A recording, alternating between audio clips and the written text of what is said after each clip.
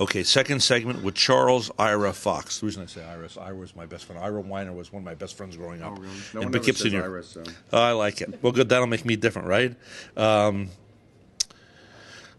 5, 4, 3, 2, 1.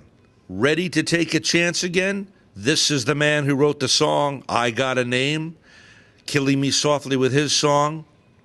Grammy award-winning writer for theme songs like Love Boat, Happy Days, Laverne and Shirley, Wonder Woman, The Paper Chase, Love American Style. Here he is seated right by me. I'm honored to be talking to Charles Ira Fox, the son of a window washer who, I don't know if he escaped Poland or whatever. I know your mother was from Israel. It's great to be talking with you, Charles Fox. Thank you very much, and thank you for resurrecting my middle name.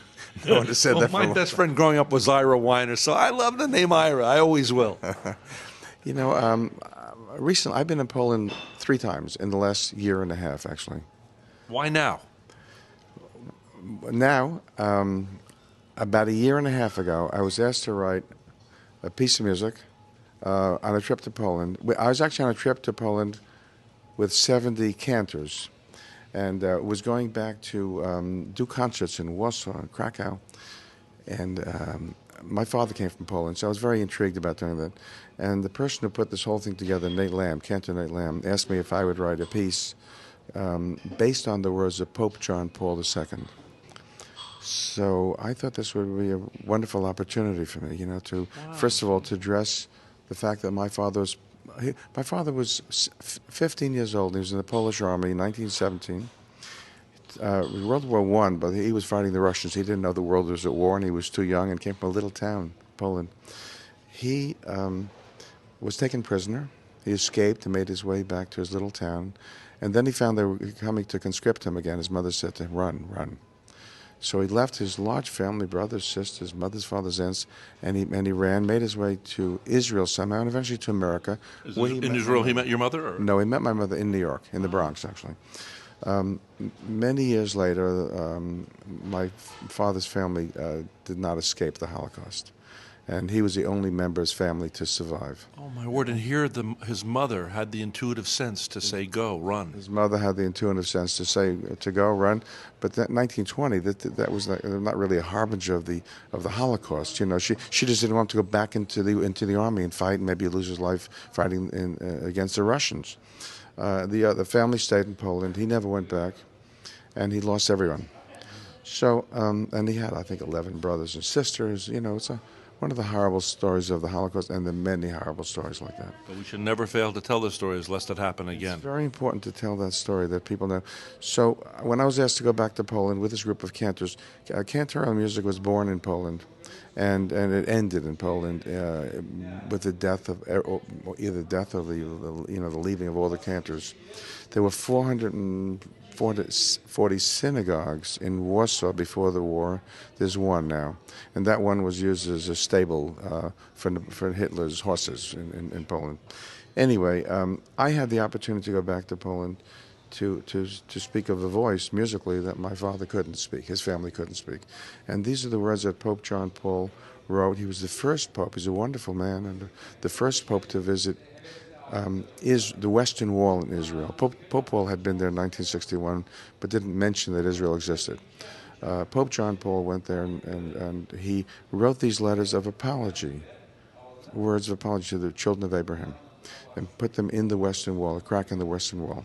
And I was the one who was honored to be able to set those words to music. So I wrote it for the whole Polish Opera Company. We had 100 voices, 40 children's voices, plus a 100-piece orchestra. And at the Opera House in Poland, I conducted my oratorio called Lament and Prayer. And it was a very moving thing to be part of this concert. And actually, it's led to other extraordinary things. One of which we went back to. My wife is here. My wife Joan is here. Let's say hi to her. Your wife's name is Joan. Hi, Joan. How are you? Fine, thank you. Nice to meet you. I'm Rhett. Hi, I'm Joan. Still. And you've been married how many years? Oh, many, many years. And she's very pretty. Look at those beautiful eyes. You're beautiful. Thank you very much. Are you enjoying your stay here at the Four Seasons in Palm Beach? I am in heaven. So what's it like to be married to a man who has literally walked into history with his music. I mean, this guy's, he doesn't even know it. He's had a profound influence on my life with all these television themes and game show themes and motion picture themes and hit songs like Killing Me Softly, etc. I mean, what is it like to be married to such a famous guy? He's had a profound influence on me, too. Children? Many children. How many children do you have? 3. 3 children. What are they doing with their lives? One's a businessman, one's a prosecutor, and one is a writer. Oh, right. Like music or? No, books, screenplays, movies, which he's just now has one in production. So when you go out to these big events and stuff, do you like being in the limelight or do you like to take a back seat? I usually take a back seat. That's your preference. Yes, it is. Well, good. Well, it's nice to meet you. Nice to meet you. Thank you. Yeah. So there's the wind beneath your wings, huh? She's my muse, as they say. We've been married for many years. Yes. How did you two meet? We met in the Catskill Mountains. In the Catskill Mountains? In the Catskill Mountains. Where? With so many people.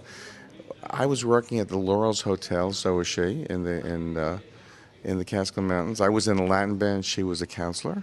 I used to hang out in Woodburn myself. I mean, I played at all those places. Oh, you know? did you? Well, I did. I played a number of those places, and we met. And I was actually still living in Paris when I came back after a couple of years to work for the summer because Mademoiselle Boulanger was going to be traveling. Mm-hmm.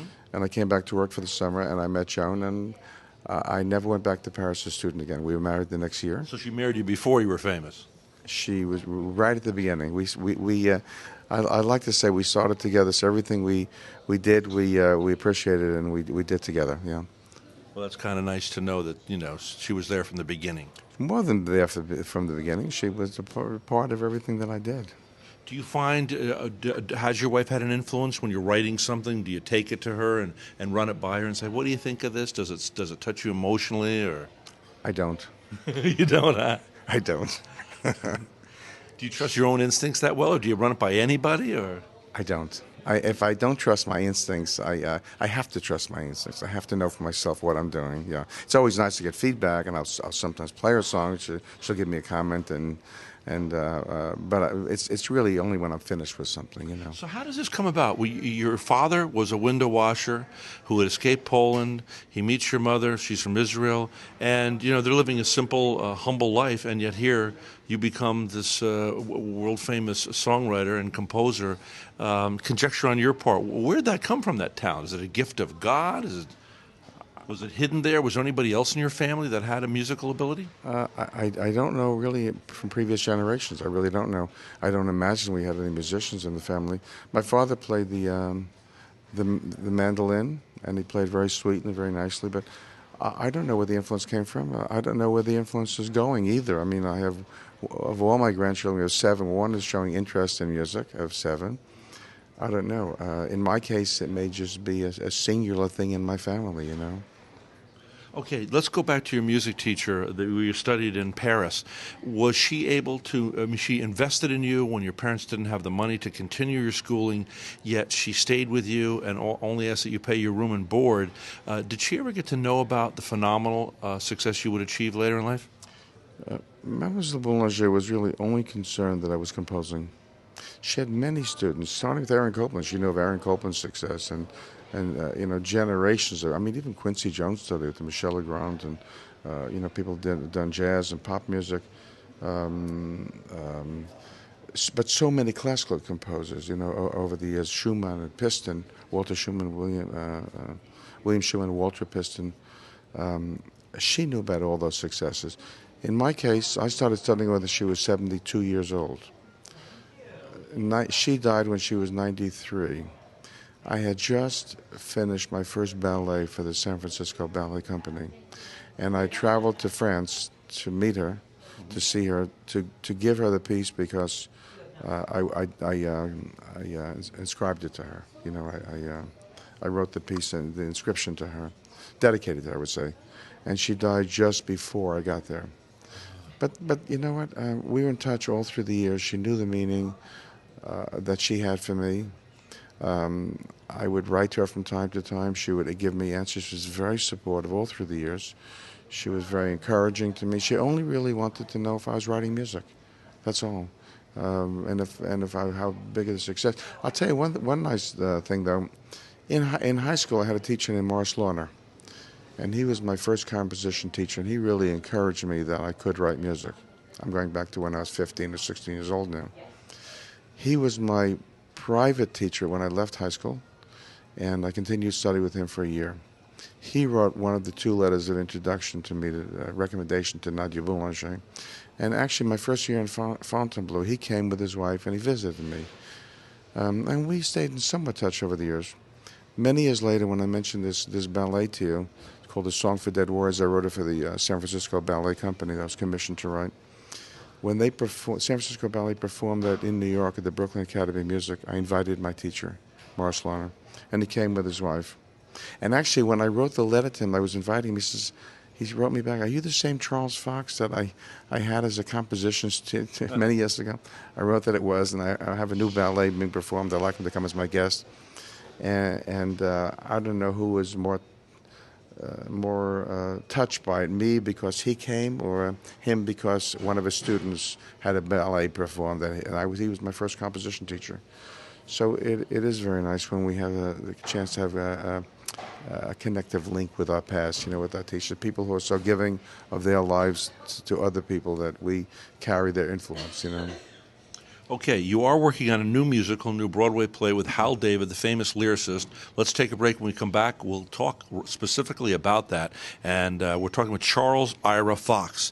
And, of course, he's written themes for Barbarella, the motion picture, 9 to 5, Goodbye Columbus, the song Ready to Take a Chance Again, I've Got a Name, Killing Me Softly with his song. He's our Grammy Award-winning composer. Theme songs like Laverne and Shirley, The Love Boat, Happy Days, The Paper Chase, Love American Style. I am Rhett Palmer, the mayor of the airwaves, and we're broadcasting from the Four Seasons in Palm Beach. We'll be right back. It's not over yet.